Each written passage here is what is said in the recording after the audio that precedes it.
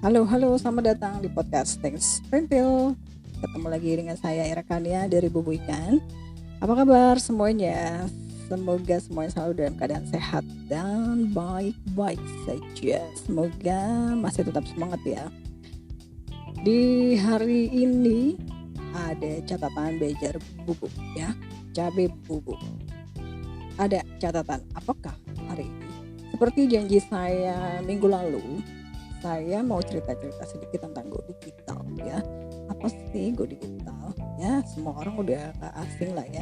Di era digital seperti sekarang ini kan, di mana semua orang sudah mulai terhubung dengan dunia digital dan hampir tidak terpisahkan dengan semua yang berhubungan dengan internet ya kan. It's all Internet of Things ya kan. Nah, karena kan semuanya harus serba cepat, serba mobile ya. Coba deh, ayo ngaku. Sekarang semua orang pasti kan sudah pegang smartphone. Hampir setiap hari handphonenya dipegang, ya kan? Bener gak? Memang rata-rata seseorang menghabiskan waktu 3 jam 40 menit untuk mengakses sesuatu dari mobile phone-nya. Aktivitas yang dilakukannya macam-macam. Paling banyak nonton video, nonton vlog, terus streaming musik, terus juga dengerin podcast ternyata ya. Jadi 41% dari hasil reportnya wearesocial.com itu 41% orang mendengarkan podcast loh. Jadi untuk teman-teman yang masih mau berkarya menjadi konten kreator, audio konten kreator ya, hayu sok atuh bikin podcastnya ya gitu. Oke, balik lagi cerita tentang Go Digital. Nah, seperti yang kita tahu di masa pandemi seperti sekarang ini, di mana semua orang harus bisa saling terhubungkan dan harus tetap melakukan aktivitasnya, baik itu pekerjaan, belajar, hobi gitu. Tapi kan masih harus beraktivitasnya, ada pembatasan ya. Selama masa pandemi ini kan harus kebanyakan di rumah dan kalau bisa sih ngerjain apapun dari manapun ya gitu kan. Kalau untuk anak-anak milenial dan generasi di bawahnya tentu ini bukan hal asing ya. Mereka semuanya udah tahu lah perintilan-perintilan soal Go Digital, mobile, internet, udah makanan sehari-hari gitu lah ya. Tapi gimana nih kalau buat yang ibu-ibu seperti saya, seangkatan saya, angkatan berapa tante? Angkatan berapa ya? Saya generasi X lah ya, sebut saja begitu, gak usah sebut tahun.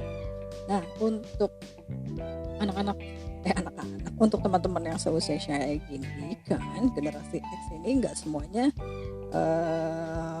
sudah terbiasa gitu ya dengan si yang namanya Go Digital, yang namanya Internet of Things ini gitu. Jadi kalau saya nanya sih sama teman-teman, terutama ibu-ibu ya, alasannya adalah sih nggak mau ikutan ini, kenapa sih nggak mau pakai ini itu gitu. Seringnya sih jawabannya adalah gue mau gaptek gitu. Jawabannya pasti gitu, alasannya selalu gaptek, gagap teknologi ya. Padahal seperti yang tadi sudah dibilang, rata-rata kan 3 jam 40 menit orang mengakses sesuatu dari mobile phone-nya. Jadi sebenarnya sih beneran gaptek gitu? Enggak juga kayaknya ya. Coba dicek-cek aja.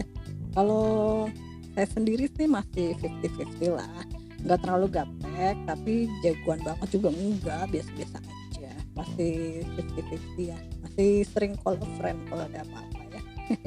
Atau ya tinggal teriak aja deh, manggil anak untuk bantuin dong, ini gimana sih, itu gimana sih gitu. Ujung-ujungnya sih ya manggil anak aja gitu kan.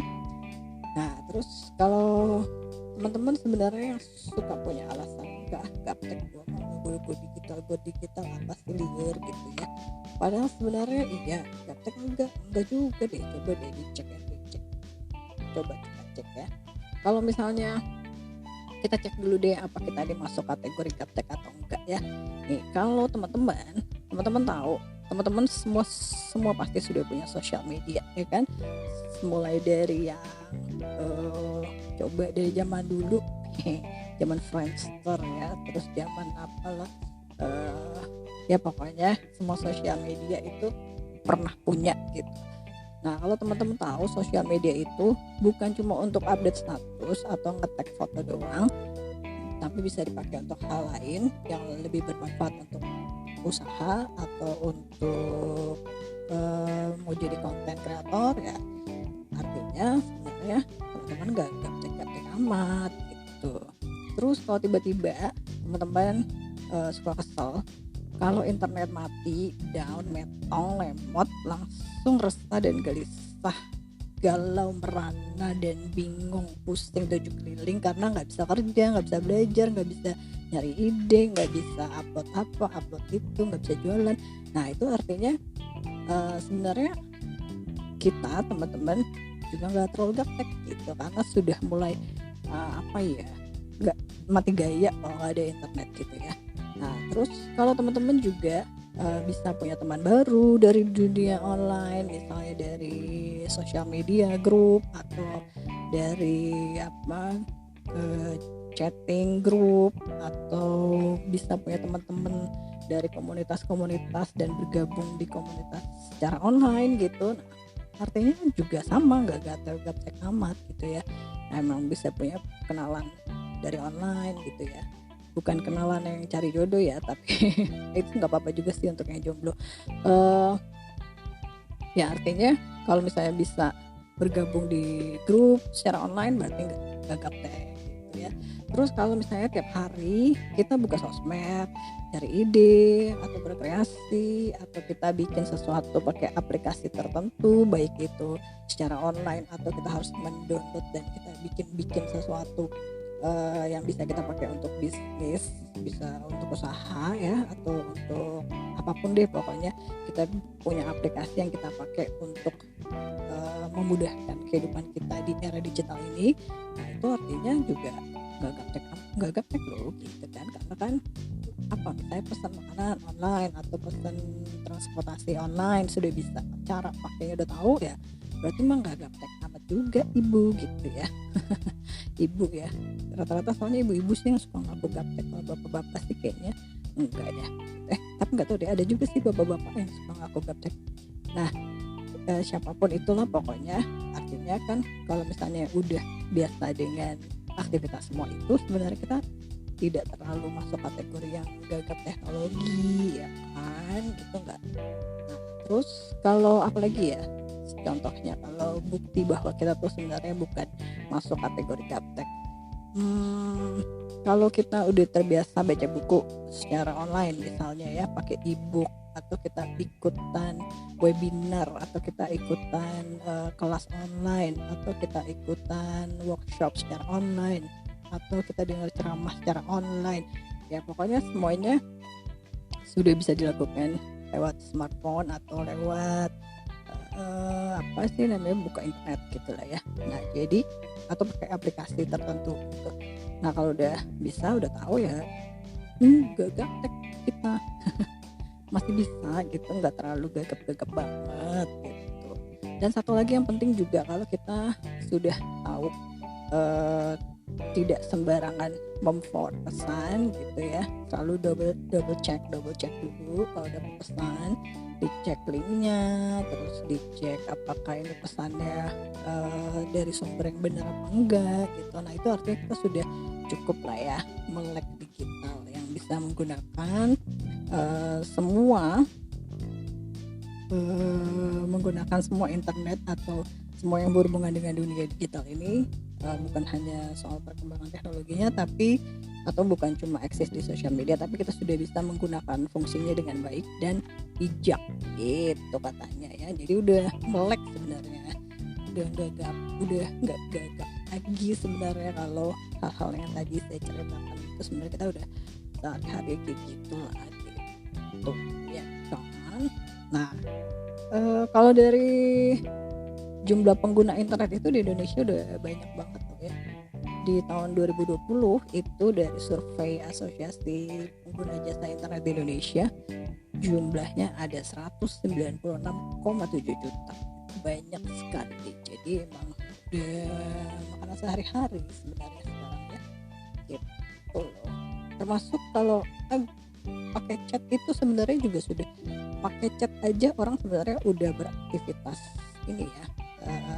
Chat itu kan masuknya sosial media ya. WhatsApp itu ya aplikasi chatting. Aplikasi chatting itu